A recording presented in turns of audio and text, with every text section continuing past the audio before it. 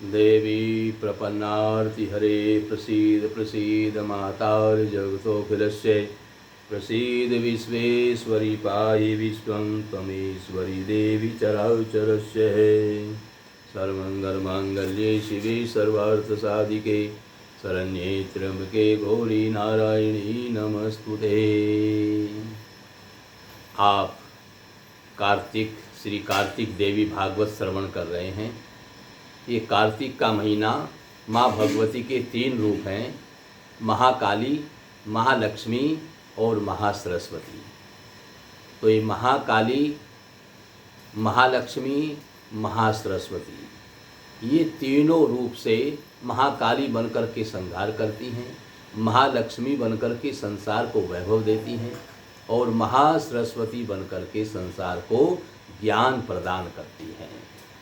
तो ये महाभगवती ही माँ भगवती जगत का संहार करने वाली, जगत का पालन पोषण करने वाली और जगत की रचना करने वाली यही महादेवी है। इस महादेवी की आप कथा श्रवण कर रहे हैं। आज करवा चौथ का भी व्रत है। करवा चौथ किस लिए मनाया जाता है? तो बताया कि माँ भगवती की आराधना करना ही करवा चौथ का व्रत है। एक माता जी थी, उनके 7 बेटे थे और एक बेटी थी। बेटी का नाम करवा था। करवा का विवाह हो गया था, बेटों का भी विवाह हो गया। 7 बहू घर में थी। करवा अपनी ससुराल में थी।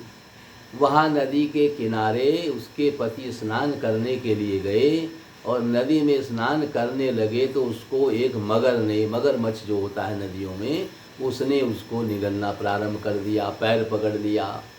वो करवा करवा चिल्लाने लगा, अपनी पत्नी को चिल्लाने लगा। तो करवा दौड़ती हुई नदी के किनारे आई तो देखा मगरमच्छ ने उसका पैर पकड़ रखा है, मगरमच्छ उसको मारना चाहता है। तो करवा ने पतिव्रता थी। ये पतिव्रता में बड़ी शक्ति होती है। जो पतिव्रता स्त्रियां होती हैं, स्वयं यमराज भी उसके पति को नहीं मार सकते। यमराज तो क्या, भगवान शंकर जो संहारक देवता हैं वो भी उसको नहीं मार सकते। पतिव्रता स्त्री में बड़ी शक्ति होती है। जलंधर राक्षस की पत्नी है, वो पतिव्रता है, पतिव्रताओं में श्रेष्ठ है और उसका नाम है वृंदा। वृंदा पतिव्रता के बल पर उसके पति को भगवान शंकर भी नहीं मार सकते। तब उसके सतीत्व को नष्ट भगवान विष्णु ने किया और तब भगवान विष्णु ने जब सतीत्व नष्ट कर दिया और वृंदा को पता चला तो उसने भगवान विष्णु को श्राप दे दिया। इतनी शक्ति है पतिव्रता में। भगवान विष्णु को श्राप स्वीकार करना पड़ा। वृंदा ने श्राप दे दिया कि तुमने जो है पत्थर दिल हो गए। आज तुम्हारा तो हृदय करुणा का है, करुणा बसी रहती है, दयावान है। आज दया कहाँ चलेगी? पत्थर दिल कैसे हो गया जो सती का सतीत्व नष्ट किया? तो आप जाओ पत्थर के हो जाओ। श्राप के कारण काले पड़ गए। अब भगवान से वृंदा ने कहा, अब आपने मेरा सतीत्व नष्ट किया, मेरे साथ में विवाह करिए। तो भगवान ने कहा, मेरी जाति में आइए। आप जड़ बनाया आपने मुझे, आप भी जड़ बनिए। भगवान को पत्थर बनाया है तो उनको जड़ यानी तुलसी बनना पड़ा और तब इनके साथ में विवाह हुआ। तो पतिव्रता में बड़ी शक्ति है। तो ये पतिव्रता जो करवा यहाँ पर नदी के किनारे आई, इसने सूत के धागे से इस मगर को बांध दिया। ये मगर बंध गया, अब ये खा नहीं सका, वहीं पर ये रुक गया, लेकिन उसका पैर नहीं छोड़ रहा है। अब ये वृंदा, ये जो करवा है, मगर को बांध करके यमराज के पास में गई। पतिव्रता में बड़ी शक्ति होती है। यमराज के पास में जाकर के इसने कहा कि मेरे पति को मगर ने पकड़ लिया है, उसको मार करके नरक में पहुंचाइए। यमराज ने कहा, अब इसकी आयु बाकी है तो मैं उसको कैसे मार सकता हूँ? तब वृंदा ने कहा कि मैं आपको श्राप दे दूंगी। अब पतिव्रता के श्राप से यमराज भयभीत हो गए और वो वहाँ पर आए। उन्होंने मगर को मार करके उसको नरक में भेज दिया। उसके पति जीवित हो गए। इस प्रकार से उसको उन्होंने करवा को आशीर्वाद दिया कि जाओ, तेरे जो है तेरे पति जो है तू अखंड सौभाग्यवती होगी, तेरे पति की दीर्घायु हो। इस प्रकार से पतिव्रता को वरदान दिया, क्योंकि इसने करवा चौथ का व्रत किया था। ये करवा चौथ का व्रत करती थी, और जब ये करवा चौथ का दिन आया तो अपने घर चली गई, मायके चली गई। इसके जो सातों भाई थे बहन से बड़ा प्रेम करते थे। ये सारा दिन भूखी थी तो बड़ी दुखी थी, विकल हो रही थी। भाइयों को बड़ा दुख हुआ, छोटे भाई को बहुत ज़्यादा दुख हुआ, वो ज़्यादा प्रेम करता था। उसने देखा मेरी बहन बड़ी दुखी है, तो उसने एक पीपल का वृक्ष था घर के सामने, उसके पीछे जाकर के एक दीपक जला दिया और छलनी उसके आगे लगा दी, और आकर के अपनी बहन से कहा, बहन अब तू भोजन क्यों नहीं करती? क्योंकि सारे भाई व्यापार करके घर पे आए थे, भोजन करने बैठे थे, बहन के बिना भोजन कैसे करें? एक बहन है, इसलिए उसने जो है कहा, बहन देखो सामने चंद्रमा निकल आया है। उसने अपनी बहन को दिखाया तो बहन ने, करवा ने सोचा कि चंद्रमा निकल आया है। वह भोजन करने बैठी, पहला टुकड़ा खाया तो उसको धसका आ गया, दूसरा टुकड़ा खाया तो उसमें बाल आ गया। इस प्रकार से उसने फिर तीसरा टुकड़ा खाया, तो तब उसने बताया, उसके भाइयों ने बताया कि भाभियों ने बताया कि तुझे जो है झूठ बोला गया है, अभी चंद्रमा नहीं निकला है। तब उसने, वो बड़ी दुखी हुई, विकल हो गई। तो उसको तब ये अपने पति का समाचार मिला कि वो मगर ने निगल लिया है, तो उसी कारण से तेरा पति मगर ने निकला है, उसकी भाभी ने बताया। वो बेचारी दौड़ करके वहाँ गई, और जा कर के उसने यमराज से अपने पति के प्राणों को बचाया।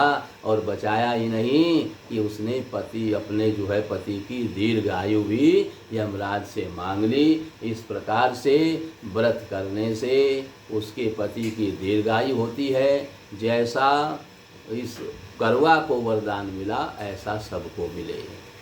फिर ये गणेश जी का व्रत होता है, चतुर्थी में गणेश जी का व्रत होता है। एक बुढ़िया थी, वो गणेश जी की पूजा करती थी, और जब पूजा करती थी तो गणेश जी प्रसन्न हो गए। गणेश जी ने आकर के माता से कहा, माता जी वरदान मांग लो। माता जी ने कहा, मुझसे मांगना नहीं आता, मैं कैसे मांगूँ और क्या मांगूँ?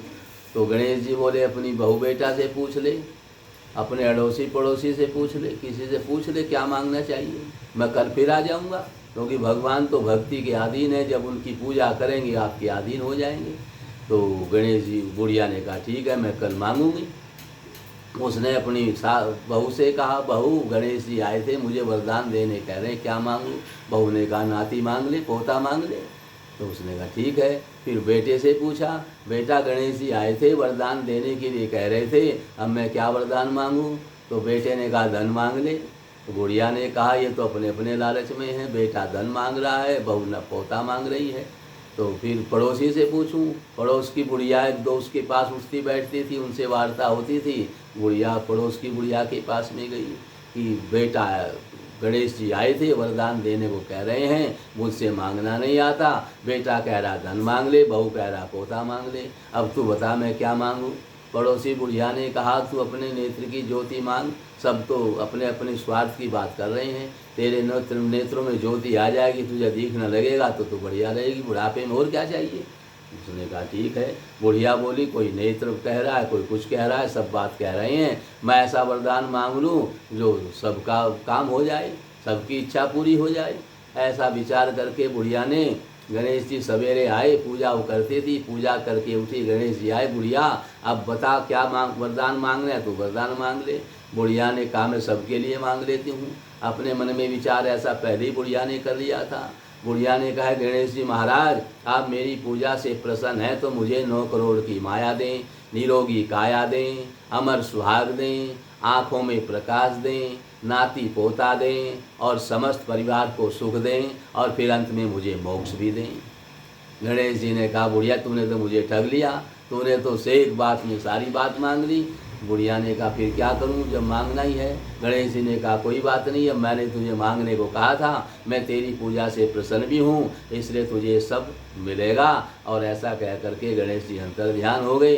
जैसा करवा चौथ के व्रत से गणेश जी ने प्रसन्न होकर के बुढ़िया को वरदान दिया, ऐसा सबको वरदान दे। इस प्रकार से ये करवा चौथ गणेश जी का व्रत करने से सब कुछ प्राप्त होता है। गणेश जी प्रसन्न होते हैं, और गणेश जी प्रसन्न होकर के आपको सब प्रकार के फल देते हैं। बोलिए सच्चे दरबार की।